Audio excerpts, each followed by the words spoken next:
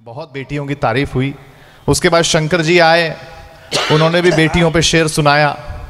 बड़ी बात है। देखिए, एक बात से तो आप सहमत होंगे कि बेटी हमेशा अच्छी होती है। लड़की जो होती है, जब वो बेटी होती है, हमेशा अच्छी होती है। जब दोस्त बनती है तब भी अच्छी होती है, जब बहन बनती है तब भी अच्छी होती है।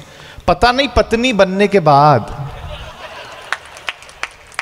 कौन सी मोंजोलिका इनके अंदर आ जाती है।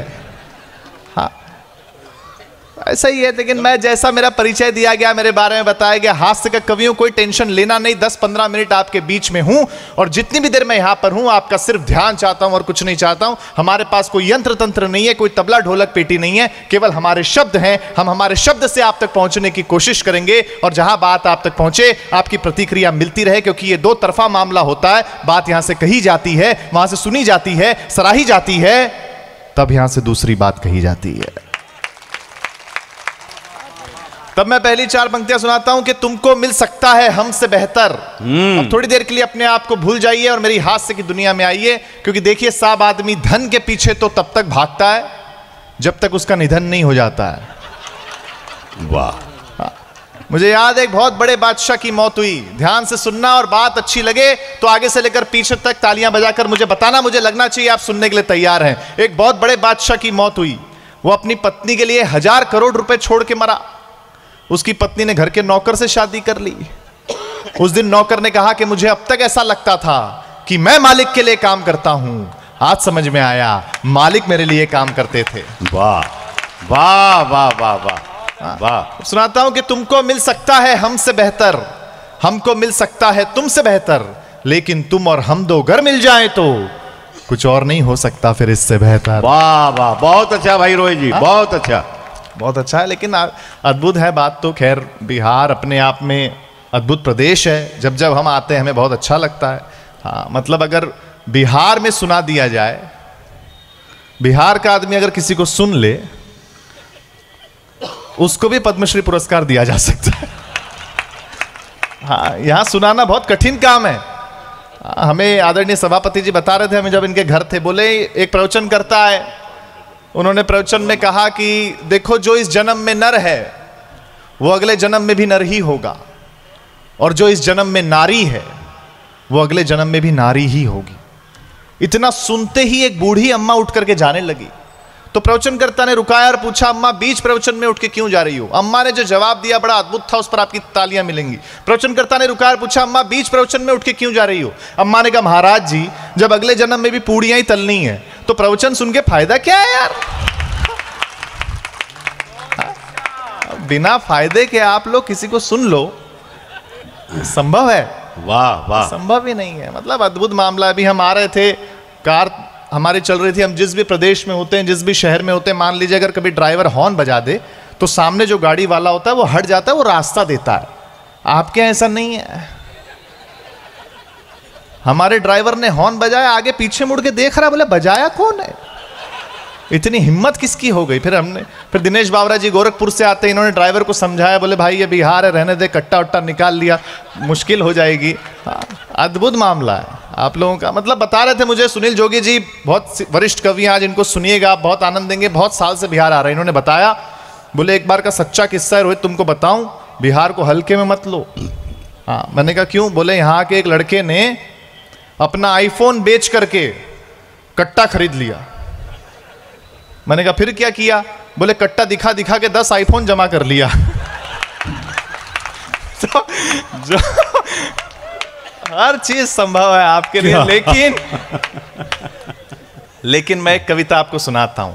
मैं मुंबई से आपके बीच में आया हूं। अगर महाराष्ट्र का एक कवि अगर बिहार पर कविता सुनाता है तो उस पर आपका सर्वाधिक प्रेम चाहता हूं मैं।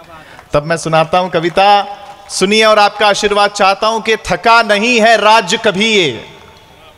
सुनिएगा कि थका नहीं है राज्य कभी ये, कभी न हिम्मत हारी है। थका नहीं है राज्य कभी, वाह वाह, कभी न हिम्मत हारी है, तभी तो दुनिया कहती है बिहारी सब पर भारी है। थका नहीं है राज्य कभी, कभी न हिम्मत हारी है, तभी तो दुनिया कहती है बिहारी सब पर भारी है। मां सीता की धरती है ये। आज सुबह जब दर्शन करने के लिए हम लोग गए, हाँ कोई बात नहीं, पानी मत फेरो, अब बहुत फेर चुके। तब हम लोग गए, बहुत अच्छा दर्शन हमें हुआ। तब मैं सुनाता हूं कि मां सीता की धरती है ये, नए कलेवर गढ़ती है ये। एक ऐसा व्यंजन जो पूरी दुनिया में आप लोगों ने मशहूर किया, उसका नाम लेता हूं और आपकी तालियां मिले कि मां सीता की धरती है ये, नए कलेवर घड़ती है ये। लिट्टी चोखा का स्वाद आपका सब स्वादों पर भारी है, तभी तो दुनिया कहती है बिहारी सब पर भारी है। आइए सर, स्वागत है आपका, बैठिए। आप जब धोखा खाते हैं तो आईएएस और आईपीएस बनकर आते हैं। किसी अन्य प्रदेश का लड़का जब प्यार में धोखा खाता है तो उसके अंदर से संगीत निकलता है, और बिहार का लड़का जब प्यार में धोखा खाता है तो फिर यूपीएससी निकलता है। आप जब धोखा खाते हैं तो आईएएस आईपीएस बनकर आते हैं। आप जब धोखा खाते हैं तो आईएएस आईपीएस बनकर आते हैं। शांति दूत का पाठ पढ़ाकर आप ही बुद्ध कहलाते हैं। अंतिम दो पंक्तियां इस कविता की, और सबका आशीर्वाद मिले कि दुनिया के हर कोने में, दुनिया के हर कोने में एक न एक बिहारी है, तभी तो दुनिया कहती है बिहारी सब पर भारी है, बिहारी सब पर भारी है। हाँ, बहुत अच्छे, बहुत अच्छे, वाह रोहित जी। शंकर जी तो खैर बहुत अच्छा, बिहार का नाम पूरी दुनिया में लेके जाने वाले शंकर कैमूरी जी बहुत बढ़िया संचालन कर रहे हैं। हाँ, वैसे आपको बताऊं कि सब शादीशुदा लोग सामने बैठे हैं, उसके बावजूद हंस रहे हैं, बड़ी बात है। हाँ, वरना बहुत कठिन काम है, मैं आपको बताऊं, ऐसा संभव नहीं है। विवाहित महिला की पहचान होती है, उनके गले में यहां तक मंगलसूत्र लटका होता है। विवाहित पुरुष की भी पहचान होती है, उनका चेहरा यहां तक लटका होता है, तुरंत पता चल जाता है। हाँ, आपको बताऊं, बेसिकली देखो, पुरुष तो वैसे भी डरपोक आदमी है, बेसिकली डरपोक आदमी। आप देखो ना, शादी के वक्त जब दूल्हा जाता है दुल्हन को लेने, 200-300 लोगों को साथ में लेकर के जाता है, और वो वहां से अकेली आके सीधा घर में घुस जाती है, और ताली अगली पंक्ति पर देना कि वो ऐसा घुसती है, ऐसा घुसती है कि बाद में उससे पूछे बिना घर में कोई घुस नहीं सकता। वाह वाह वाह वाह वाह, अद्भुत मामला है, पत्नियों की कोई बात ही नहीं अशोक भैया, मतलब अद्भुत। मैं आपकी जानकारी के लिए बताऊं कि पिछले दिनों मेरी भी पहली बार शादी हुई। हाँ, तो बड़े लोगों ने समझाया कि नई नई शादी होती है तो गिफ्ट देना पड़ता है, घुमाने लेके जाना पड़ता है। मैं बड़ों की बात में आ गया, कभी आप भी आए होंगे। तो मैंने सोने का हार खरीदा, पत्नी को गिफ्ट किया, उसने देखा, उसको बड़ा पसंद आया, वो पहनने लगी। पहनते पहनते पूछा, ये असली तो है ना? मैंने कहा असली होना चाहिए, वरना 35 रुपए गए पानी में। 35 हमारा कोई जवाब नहीं है। मतलब बबलू जी, मैं आपको सच में बताऊं, आपने तो बहुत खर्चा किया, हम ऐसा नहीं करते हैं।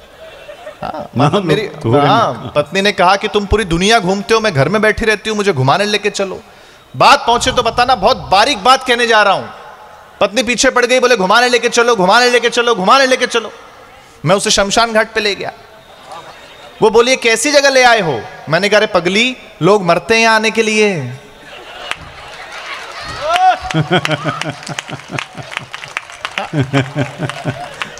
मरते हैं आने के।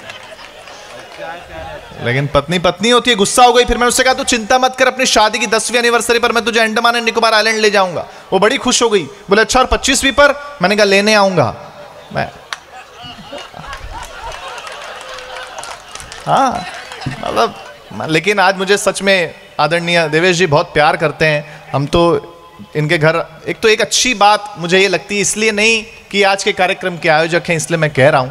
मैंने जब हम बिहार आए और इनके यहाँ रुके, हमने देखा कि कम से कम रोज 50-100 लोग अपनी अपनी सुझाव लेकर के आते हैं, अपने अपने काम लेकर के आते हैं, चाहे वो किसी भी धर्म के हो, किसी भी जाति के हो। आदरणीय सर उनकी मदद करते हैं, ये अपने आप में एक बहुत बड़ी बात है। मैं चाहता हूं, क्या बात है सर, अद्भुत है। तो सर मुझसे कह रहे थे कि नई नई शादी में इतना जल्दी कैसे पीड़ित हो गया, क्या समस्या है बता।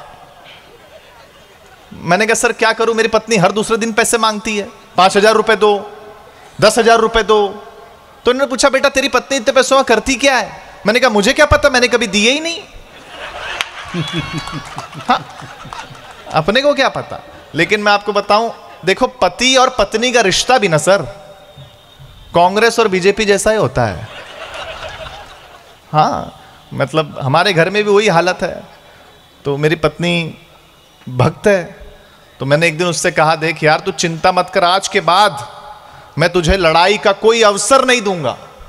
अब वो भक्त है, उसने कहा मैं तुम्हारे दिए हुए मौकों की मोहताज नहीं हूं, मैं आत्मनिर्भर हूं। और अगली बात लेकिन जो मैंने कही, सारे पुरुषों की तालियां इस पर चाहता हूं जो अगर मैंने सही बात कह दी और सही जवाब दिया हो। मैंने कहा देखो महिलाओं, आप कितना भी आत्मनिर्भर हो जाओ, कितना भी आत्मनिर्भर हो जाओ, तुम सुंदर लग रही हो, यह सुनने के लिए तो हम पुरुषों पे ही निर्भर रहना पड़ेगा यार।